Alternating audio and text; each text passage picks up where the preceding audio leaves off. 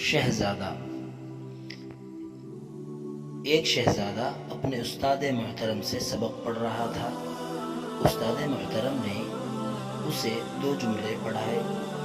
Number 1، جھوٹ مت بولو۔ نمبر 2، غصہ نہ کرو۔ کچھ دیر کے بعد شہزادے کو سبق سنانے کو کہا گیا تو شہزادے نے جواب دیا کہ ابھی سبق یاد نہیں ہو سکا۔ دوسرے دن بھی شہزادے کو سبق یاد نہ ہوا۔ تیسرے دن چھٹی تھی۔ استاد نے کہا کہ کل کو چھٹی ہے، بہرحال کل سبق یاد کر لینا، بعد میں کوئی بہانہ نہ سنا جائے گا۔ چھٹی کے بعد بھی شاگرد خاص سبق سنانے میں ناکام رہے۔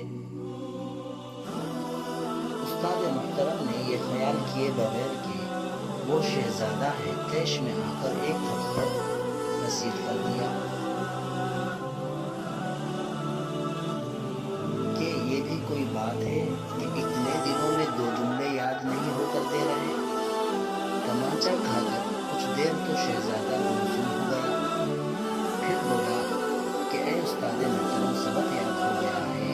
استاد کی تعجب کی انتہا نہ رہی کہ پہلے تو سبق یاد نہیں تھا، تھپڑ کھاتے ہی کیسے فوراً سبق یاد ہو گیا۔ شہزادے نے عرض کیا کہ اے استاد محترم، آپ نے مجھے 2 باتیں پڑھائی تھیں۔ جھوٹ بولنے سے تو میں نے پہلے دن ہی توبہ کر لی تھی، لیکن غصے پر قابو پانا مشکل کام تھا۔ بہت کوشش کرتا تھا کہ غصہ نہ آئے، لیکن غصہ آ جاتا تھا۔ جب تک میں غصے پر قابو پا نہیں لیتا تو کیسے کہہ دیتا کہ سبق یاد ہو گیا۔